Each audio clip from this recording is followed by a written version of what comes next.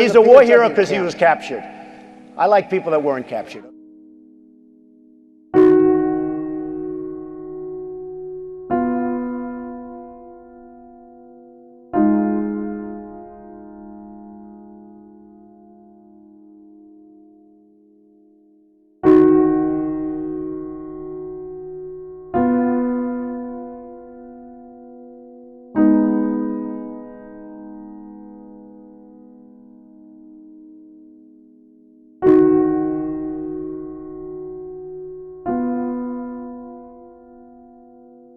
He handed me his Purple Heart. I always wanted to get the Purple Heart.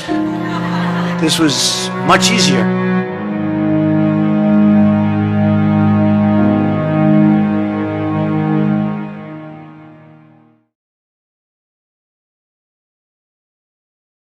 As we gather here today, it's not just to honor those who showed such remarkable bravery on that day, June 6, 1944. It's to listen to the echoes. They're asking us to do our job, to protect freedom in our time, to defend democracy, to stand up aggression abroad and at home. President Biden stressing the importance of democracy from the very cliffs that Allied forces scaled 80 years ago to fight the Nazis. With President Biden in Normandy, delivering an address on democracy and freedom at Point du Hoc, a pivotal site during the World War II Allied invasion on D-Day in Normandy, France. Democracy begins with each of us. It begins when one person decides there's something more important than themselves. When they decide the person they're serving alongside of is someone to look after. When they decide the mission matters more than their life. When they decide that their country matters more than they do. But as Dana Milbank notes in the Washington Post, as Biden rallies the free world, Trump serves a higher cause, himself. In a softball interview with tabloid psychologist Dr. Phil McGraw, Trump showed us again that he is thirsting for revenge. I'm the best president for black people since Abraham Lincoln. And black people are seeing that. I think you have so much to do, you don't have time to get even. You only have time to get right. Well, revenge does take time, I will say that. It does. And sometimes revenge can be justified, Phil. I have to be honest. Sometimes it can. But is the country better or worse for them going after you? I think the country is really worse for what they've done. Sometimes revenge can be justified. Tough words. That's a frightening statement from someone who wants to be the president of the United States. Remember, this was Trump's second opportunity this week to clarify his threats of retaliation in the wake of his felony conviction. On Wednesday, his pal Sean Hannity offered Trump an off-ramp to walk away from the rhetoric, only for Trump to double down and say he has every right to go after his opponents. Even his sycophants in the media can't save him. Because this is no longer speculation. We are not left wondering what a second Trump term would be like. Donald Trump is saying point blank that he can seek prosecutions against his perceived political enemies for made-up crimes. And if that dreadful day does come where Trump is president again, you can bet members of the January 6th committee would be high on his list. In an unhinged screed on his dime store Twitter, Trump raged about the prison sentence handed to his former White House chief strategist, Steve Bannon, who in 2022 was convicted of defying a congressional subpoena issued by the J6 committee. And he called out the Republicans by name, former Representatives Liz Cheney and Adam Kinzinger, exacting revenge on those who don't support him, weaponizing the Justice Department and law enforcement to go after his opponents, punishing and undermining the media. Sounds like a dictatorship. The path toward an American autocracy has never been so clear, and instead of slouching or lurching towards it, it feels like the move is proceeding at breakneck speed. Why? What explains this pull toward a convicted felon who will make this country poorer, sicker, less safe, less free? Cults of personality go hand in hand with dictators, and more Trump is embracing the role of religious leader. Kind of like how God made Ron DeSantis a fighter, and how the J6 prison choir tries to rewrite the national anthem in their image. There's something strangely golden calf-like about MAGA's interpretation of Christianity, and sometimes it's just plain silly. This morning, he boasted online about a bizarre new song by Christian singer Natasha Owens that calls Trump the chosen one. Think country music meets gospel meets weird. I'm standing with the chosen one. Ain't no stopping what the Lord's begun. He's only human like you and me, just a chosen one. Where's Moses and the 10 Commandments when you really need them? Tonight on The Readout. She should be locked up, tell you right now. She should be locked up. She should. Just for lock them up. You should lock them up. Lock up the Bidens. Lock up Hillary. Hillary Clinton, I didn't say lock her up, but the people would all say lock her up, lock her up. Okay. Donald Trump's getting a bit desperate ahead of his sentencing, making the ludicrous claim that he never said Hillary Clinton should be locked up. It's on tape, Donald. Plus, Michael Cohen's reaction to Trump's guilty verdict and the potential of prison time. And the far right continues to embrace authoritarianism, with politicians and commentators flocking to El Salvador to attend the inauguration of the man who calls himself the world's coolest dictator. It's a big warning sign for the type of government they want to run if Trump becomes president again.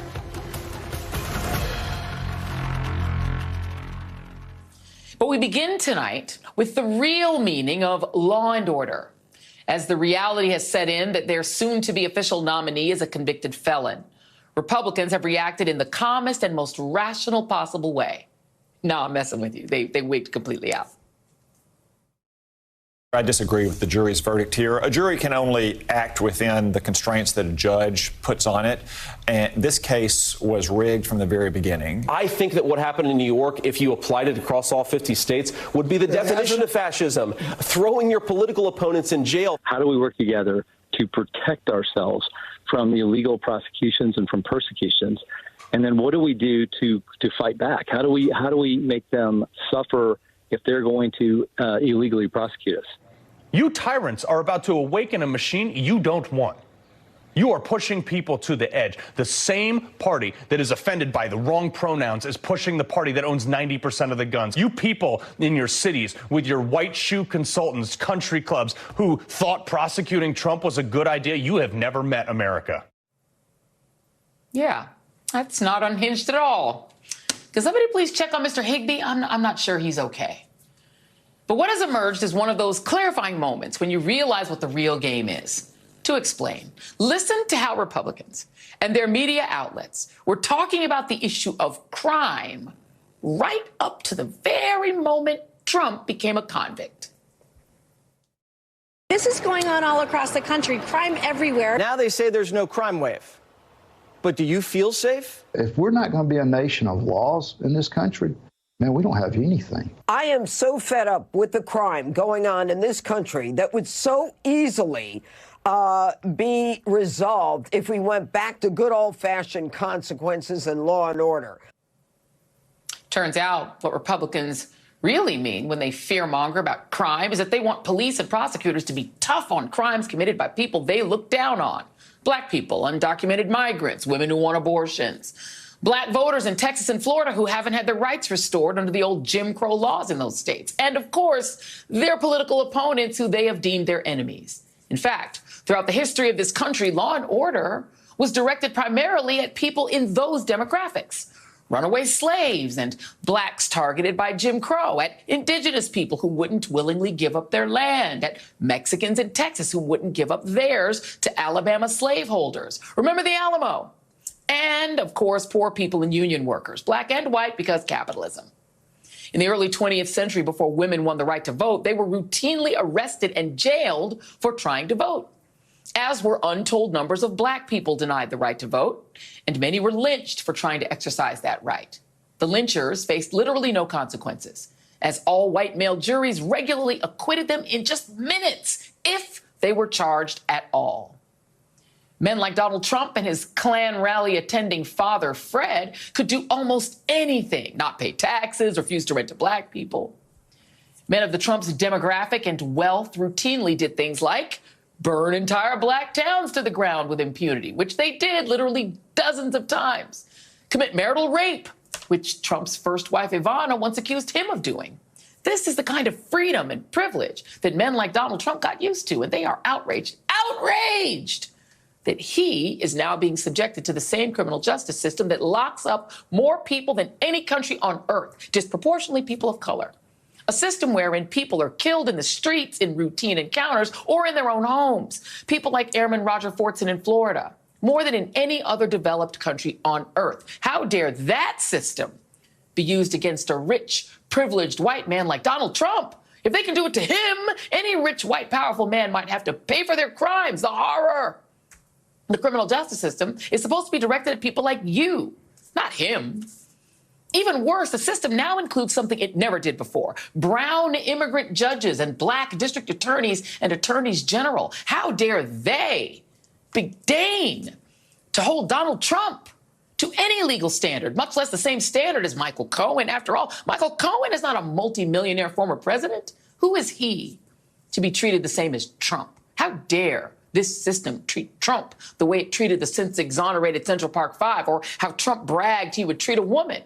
No, not grabbing yet another woman by the you-know-what like he did E. Jean Carroll inside that Bergdorf's. I'm talking about Hillary Clinton. Remember, lock her up? I do. Although now, apparently, Trump remembers it differently. Hillary Clinton, I didn't say lock her up, but the people would all say lock her up, lock her up. Okay. Then we won. And I said pretty openly, I say, all right, come on, just relax. But we're not misremembering it, Don. Your whole campaign was about locking Hillary Clinton up. Now, Trump's supporters also really want to lock up the president's son, Hunter Biden, who coincidentally went on trial today on gun and tax charges brought against him by holdovers from the Trump administration at the Justice Department. You know, the same DOJ that literally locked up Michael Cohen for his part in the scheme that Trump was just convicted on last week. Well, according to Donald Trump and Republicans, weirdly enough, it seems Joe Biden has now weaponized the justice system against his own son. Make it make sense.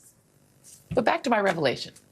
It seems clear that what Republicans want is for the law to go back to the way it was historically, when men like Donald Trump and men like them could literally get away with murder. They want that world back. Donald Trump's own sense of personal impunity is so strong, he's even now calling on his favorite justices on the Supreme Court to intervene before he is sentenced in July, 4 days before the Republican convention. The Supreme Court has no business meddling in a state prosecution, but the pathetic reality is that given what we've seen from the aggrieved conservative men on the court, the idea that they'd do it anyway doesn't feel much like a fiction. But what makes it even more insulting is that Trump and Republicans have recruited some dignity-free black men besides Clarence who are willing to pretend that his impunity would ever apply to them. These people think so little of black Americans that they believe Trump's criminal record is the thing that will endear him to black men, who, when they get convicted, do not have a cult army to demand that they not be locked up. They simply lose access to everything, from jobs to the ability to rent an apartment or travel, or in red states, the ability to vote. Something Donald Trump has been assured by the James Crow governor of Florida that he will not lose either. One of the lines Donald Trump and his MAGA allies love to feed their base is that President Joe Biden's Department of Justice has been weaponized against Trump. How else could you explain Trump being charged with 88 criminal counts in both state and federal courts, 34 of which he was convicted of just last week? They cannot for a moment believe that the DOJ and local prosecutors are simply following through with their mission to uphold the rule of law. But just to remind you, it was Trump's DOJ in 2018 that first prosecuted Trump's former lawyer, Michael Cohen, Trump's co-conspirator in the hush money election interference scheme. Remember, there were 3 people at that Trump Tower meeting in August 2015 who conspired together to influence the 2016 election through unlawful means. The former publisher of the National Enquirer, David Pecker, Cohen, and Trump. Pecker's company signed a non-prosecution agreement, and he received immunity from federal prosecutors in exchange for cooperation on the investigation. Cohen went to prison. And now Trump has been convicted and is awaiting sentencing for his crimes. I'm joined now by Michael Cohen, former personal attorney to then President Donald Trump, and prior to that, principal of Crisis X and a key witness in Trump's trial. He is the host of the Mea Culpa podcast, co-host of the Political Beatdown podcast, and author of Revenge: How Donald Trump Weaponized the U.S. Department of Justice Against His Critics, and Disloyal, a memoir, the true story of the former personal attorney to President Donald J. Trump. Michael, it is good to see you. I want to start on a note that is not the most pleasant, because it does appear that the consequences for your cooperation in this election interference trial have been personal, and you have thought about it and talked about it before. You were doxxed, your family was doxxed after the verdict. The phone numbers of yourself, your wife, your children were posted early Monday morning on a site that's been used to target other figures involved in Trump's various legal issues, according to the group Advanced Democracy, which is a nonprofit research group. We know they're trying to dox the jurors, too. Talk about that experience, and do you feel safe, and are you protected? Well, look, I don't want to get into whether I have protection or not, obviously, to give some of these maniacs an opportunity within which to come at me. But yes, we have been receiving unwanted phone calls and emails and text messages, including last night around 11 p.m. The doorbell rang, which, of course, is somewhat unsettling. It was actually the concierge in our building saying that there's a Domino's pizza that was delivered to you. And I didn't even know that Domino's was in New York City, to be honest with you. And they had it, unfortunately, under my son's name. So this is sort of the behavior that we are contending with, simply because I testified, and they're unhappy. When I say they, I'm talking about MAGA is unhappy with the results. Yeah. And what advice would you have for these jurors? Because I think all of us in the media are as curious as people are as to who these jurors are. It seems the best advice would be for them to remain anonymous, probably permanently. Yes, agreed. But what they should also do is what I did. I contacted my local police department to let them know that this is happening. I filing a police report on that, in which case they will now have that information readily available in the event that a situation arises. Let me let you listen instead to what Chris Christie has said, contradicting whether or not Donald Trump is afraid of going to jail. I've known him for 22 years. When I was doing these cases in New Jersey and I would put political figures in jail, he would say to me, I could never do that. I could never go to jail. And I'm telling you, no matter what he says, no matter how he's bragging and going on and on about him not being afraid, he goes to bed every night thinking about the sound of that jail cell door closing behind him. Is Chris Christie right, or is Donald Trump right that he's not worried about it? Yeah, so I actually saw the interview on Fox that Donald claimed, it'll just be what it'll be and so on. Chris Christie is absolutely 100% right. Right now, Donald isn't thinking about it. He's a very interesting guy, Donald. If it's 4 weeks away or 5 weeks away, to him, it's eternity. But as the days start coming closer, that's when you're going to see him becoming even more unhinged, if that's even possible, as it gets closer to the day of reckoning, to the day of sentencing. Well, we will watch and see. I'm sure everybody, unfortunately, will be watching everything that he is doing. Let me talk a little bit about a piece of reporting from ProPublica. Multiple Trump witnesses apparently received significant financial benefits from his businesses. One campaign aide had their pay doubled from $26,000 to $53,000. Another employee got $2 million in a severance package, essentially barring him from voluntarily cooperating with law enforcement. What do you make of that behavior?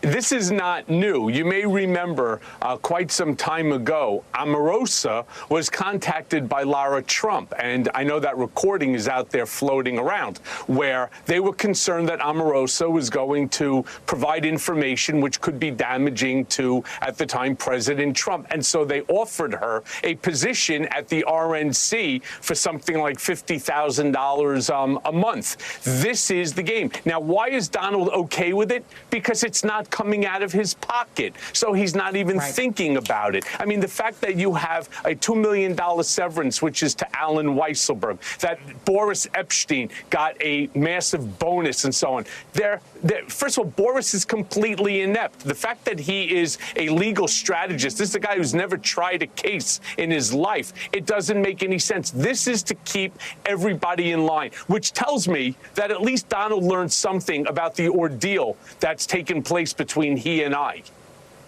Yeah. Let's talk about the charge by Donald Trump and his supporters that the Department of Justice has been weaponized against him. They are alleging, completely without any facts, that somehow the local DA, Alvin Bragg, was colluding with the Department of Justice, et cetera. You shared with us some documents that we know were a matter of a news item before, which was you actually were asked to sign an agreement when you were now out of jail because of COVID, and in order to stay out of jail, they wanted you to sign an agreement. Talk a little bit about that agreement, because it was unusual. This was an engagement that no one had really seen, that barred you from talking to the media, and it said no engagement of any kind with the media, including print, TV, film, books, or any media or news, prohibition from all social media platforms, etc. Talk about that. By the way, it also included friends and family, which I thought was incredibly unusual. So I appeared at the request of a guy named Adam Pakula, who was the lowest level employee there at the Bureau of Prisons at 500 Pearl Street, where I met with him and his supervisor, a woman by the name of Enid Phoebus. And they present me with this document, which is supposed to be what's called an FMLA, a FLMA, a Federal Location Monitoring Agreement. But unlike any other FLMA, this does not have any designation to it. It is not a standard form. It's not a form that has ever been, to at least my understanding and investigation, it has never been used before. It was produced specifically for me. And paragraph number 1 is this unconstitutional prohibition of me to speak, which is a violation of my First Amendment constitutional right. So I had brought my friend Jeffrey K. Levine, who's a lawyer, with me because I was concerned at how this had transpired, until ultimately, when we said, hey, this is really violative, it's really overbroad. My book is already with a publisher being printed. I would be in violation if I signed this agreement, which, by the way, is a counterfeit document. It doesn't exist in the system. They asked us to wait in the hallway, which we did, and about an hour later was met by 3 marshals who handcuffed and shackled me, then put me into a room which was probably about 35, 40 degrees in terms of temperature, and then sent me back up to Otisville for another 15 days of solitary confinement. And this was all done pursuant to my book Revenge and the research. This was all done by Bill Barr, and we all know that the only time Bill Barr did anything is when Donald Trump told him to do it. So I then got very fortunate, and my wife was able to find an attorney who you have met many times, and she was with me at the recent trial, the criminal trial, right. Danya Perry. And Danya then filed a habeas petition within which to have me released from Otisville based upon this unconstitutional remand, which was granted by federal judge Alvin K. Hellerstein, who in his order turns around and says that this is retaliation by the president and the attorney general in order to silence a critic of the president. In short, the weaponization of the Department of Justice, but not by Joe Biden's DOJ. Michael Cohen, thank you. And that's the funny thing, but Joy, that's the funny thing about Donald Trump. What he's doing is he's projecting. And that's what Donald does. He's projecting what he believes that everyone is as criminally inclined as he is. So he's trying to impugn that behavior onto the Biden administration, knowing that that's what his administration, not only that they did it to me, but that they intend to do it to many other people if, God forbid, 1,000,000 times he retakes the White House.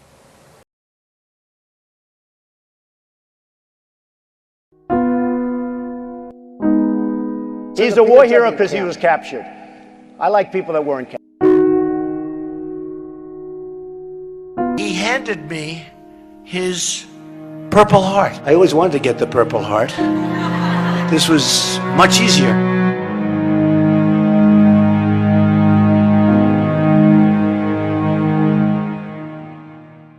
president, said that he knew what he signed up for, but it hurts anyways.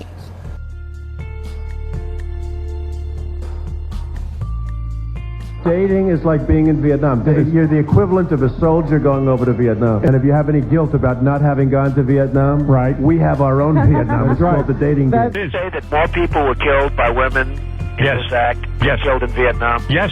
Okay. That is true. And you get criticized for that statement, but that statement is very easy. I even went as far to say that you're braver than any Vietnam vet because you're out there screwing a lot of women. to women than women are to men. Oh, come on. Congressional Medal of Honor in actuality. He's not a war hero. He's a war hero. He's a war hero. 5.5 years. He's a war hero because he was captured. I like people that weren't captured. He couldn't remember my husband's name. The only way he remembered my husband's name because he told me he had my husband report in front of him. And that's when he actually said, La David. You know, something very nice just happened to me. A man came up to me and he handed me his Purple Heart. And I said, man, that's like big stuff. I always wanted to get the Purple Heart. This was much easier